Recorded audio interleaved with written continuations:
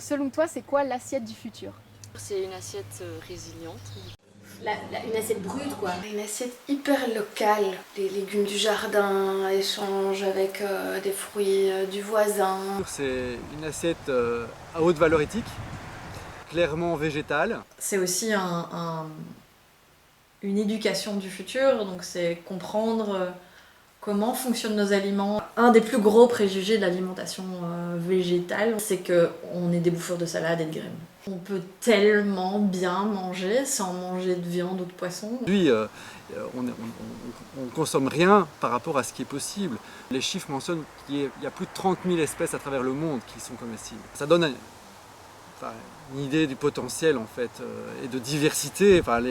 Du coup, les saveurs, les goûts sont complètement à découvrir. Chaque légume, même une carotte violette ou une carotte orange, apporte des nutriments différents. Le fait qu'il y ait des couleurs dans mes assiettes, ça nourrit aussi l'âme quelque part. Pour moi, je pense que la gourmandise, elle peut amener les gens à manger une assiette, qu'elle soit carnée ou pas carnée. Ce qui reste la norme, c'est l'agriculture conventionnelle qui détruit les sols, qui détruit la biodiversité.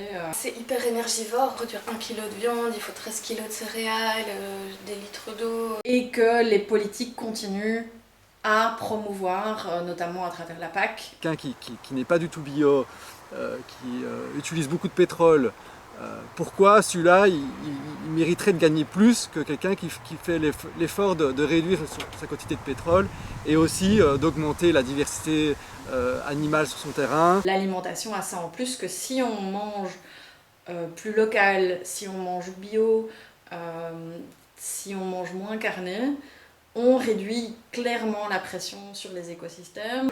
La superficie qu'il faudrait par habitant dépend de son régime alimentaire. Un omnivore ne peut pas être nourri avec ce qui est fait en Wallonie actuellement.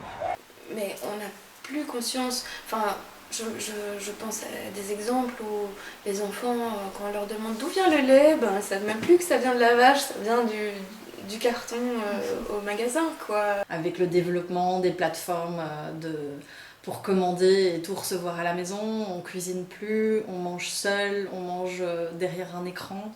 La cuisine, c'est le cœur. J'ai vraiment la conviction que tout se passe autour de la table. Alors, on a ce qu'on appelle la commensalité, qui est le fait de se mettre autour d'une table, qui est déjà en soi assez extraordinaire. C'est des humains qui travaillent aussi derrière les assiettes, derrière un service. C'est ça qui est super important aujourd'hui. On est entouré de beaucoup de chaînes, de beaucoup de restaurants qui sont impersonnels. Tout ce qu'on trouve dans les supermarchés, c'est complètement, c'est hors sol, c'est déconnecté de la réalité de la nature. Angoissant quand même de savoir que le monde va être géré par des machines. Des tracteurs qui roulent tout seuls sans agriculteurs dedans, ça fait peur. Je trouve pas ça beau de voir un champ vide de vie. L'agriculteur, il connaît son sol, il connaît son environnement, il connaît la vie qui l'entoure. Une poignée de personnes nous nourrissent. Est-ce que c'est vraiment réaliste? Si on veut que dans quelques années il n'y ait pas plus que des chaînes horribles de resto que les gens bouffent mal, il faut sauver les petits business. On doit être beaucoup plus nombreux à produire en fait, sur de petites parcelles. On a envie de faire des choses de manière raisonnée, mais du coup les gens doivent aussi comprendre que l'assiette a un coût. Notre alimentation, elle ne rémunère pas assez les producteurs. Globalement, c'est un travail de dingue. Et en fait, les gens s'attendent à devoir payer, à acheter le prix le moins cher, quoi. Les gens se rendent compte une fois pour toutes que c'est un métier super dur. J'ai l'impression qu'on est dans un moment de bascule où il va falloir changer de système parce que là, il va s'écrouler. Il faut des prises de conscience plus impactantes. Il va falloir à la fois jouer sur les politiques, mais aussi jouer sur l'intelligence humaine et sur la créativité. Peut-être qu'on pourrait tous un petit peu plus retourner vers la terre d'une manière ou d'une autre. Plus proche on est de la terre, au plus ça va nous nourrir, j'ai l'impression. Je pense qu'on a oublié que ensemble on est plus fort.